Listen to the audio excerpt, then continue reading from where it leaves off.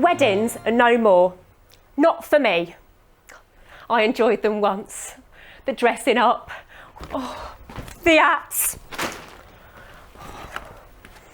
my Jimmy Choo shoes, squirting on the Chanel 5, piling on the bling. But after what happened that last time, it all had to stop. I've attended so many venues: Thornbury Castle, Frampton Hall, Hampton House, even traipsed up to Fingast Castle in Scotland. And done the wacky ones too, the Hellfire Club, the double-decker bus, the Orient Express. But it was the traditional church weddings with their traditional wedding receptions that I like best.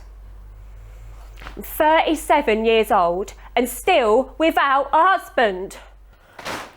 There have been plenty of men, but no one I could call special. No Mr. Right. I've tried speed dating, salsa dancing, tea dancing, Amdram societies, but no luck. There's only one thing for it, I thought. You'll have to go to the source. Attend weddings, lots of them. So that's what I did. Up and down the country, north and south, east and west, there you'd find me, moist-eyed in a church, hoping against hope that I'd meet him, the man of my dreams. I couldn't rely on friends getting hitched. They didn't believe in marriage, just shacked up together for 10 minutes before moving on to the next. No, I had to seek out nuptials, go along with the I do's until death us do part bits. The upper classes, they were my best bet. They believe in marriage, bloodline, inheritance, land and all that. But who was going to invite a slapper like me? The answer is no one. So I had to find another way in. I started to scan the Daily Telegraph for dates, etc., and even went to Sunday church to listen to the banns being read. And invites, well, none have come my way. So I gate crashed. I got the idea from Teddy Glossop. Oh, Teddy Glossop, with his jutting jaw and his black bushy eyebrows. He came from Streatham like me. Anyway, every Saturday night, he and his mates would gate crash parties. Invites, he'd cry, those eyebrows of his shooting up in horror. Nah, thanks, we crash. So that's what I did, except with me, it was weddings. Not easy. You have to be wary and smart with the mind of a canny criminal. Change your name, write a short, simple, fictitious bio and stick to it. And you must have a good memory, an eye for fashion, and reasonable vowels.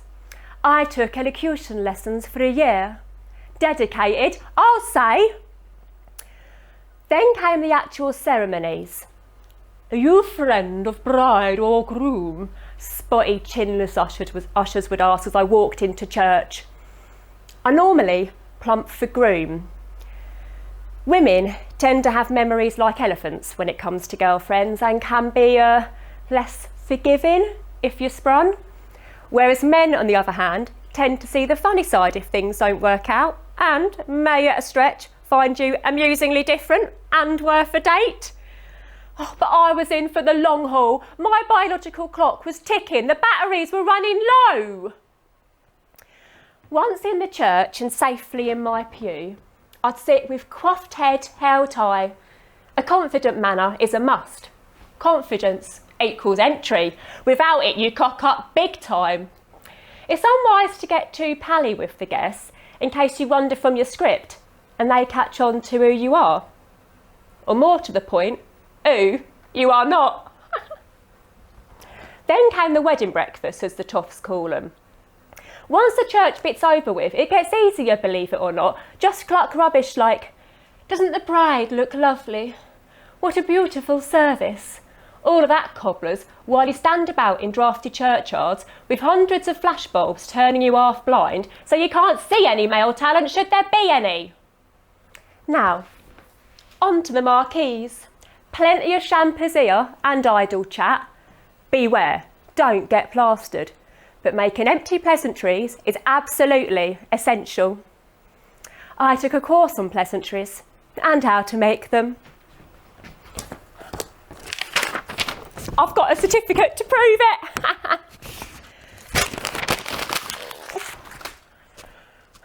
It was my 13th wedding. An unlucky number for some, but I wasn't to be put off. Should have been a smasher, a society do at St Margaret's, Westminster. It was Easter time and the church was filled with yellow and white flowers.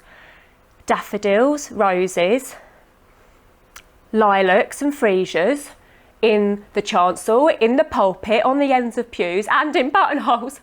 It was overpowering, intoxicating, all that scent. Those fumes made me feel woozy and randy at the same time. I took my place amongst the lord, ladies, dukes, duchesses and earls while the organist played something fancy and twiddly on the keys.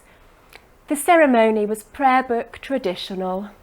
See, I've learnt to say that nicely, haven't I? I knelt, I sang, I stood and I sang the hymns, but not too loudly. There was the usual signing of the register, the trumpet voluntary, the newlyweds progressing up the aisle. And that was when I saw him. Mr. Right. I couldn't believe my eyes. All those weddings had finally paid off. My contact lenses misted with lust. My loins ached with desire. The bride, the former Honourable Lucinda Splatterspoon Sloane, clinging to the arm of the hottest guy I'd seen in a long, long time. He was tall, he was dark-haired, he oozed sex. Oh, and he had the bluest eyes. But the groom was just married, I hear you cry. So, he can get unmarried, double quick. Annulments are all the rage these days. I wanted him and I was going to have him. I didn't hang about outside the church, but oofed it to the wedding breakfast as fast as my Jimmy shoes would take me. Breathing hard, I elbowed my way to the front of the line-up, past some crabby old duchess with mothball breath and the bride's parents, who were both horrified and curious. Was I? From Hello magazine, perhaps? But nothing was going to stop me. I reached the bride, a rotund creature wearing a meringue-shaped wedding dress, and moved on to Mr. Wright, to Mr. Charles Ponsonby Winterlock Gray. When he saw me, he stopped and he stared at my freshly plump lips, my recently massaged face, my black A-list designer suit and my pale peach Philip Treacy hat. Oh, I stop. I stare at his jutting jaw, at his eyebrows, his black, bushy, somewhat familiar eyebrows, at his ultra blue eyes. Are they contacts? Oh, at the beads of sweat mingling with. Is that black hair dye on his forehead? He leans towards me, his lips parted and moist. Oh, for that first kiss! I close my eyes and wait. Tracy Sproggett, what the hell are you doing here?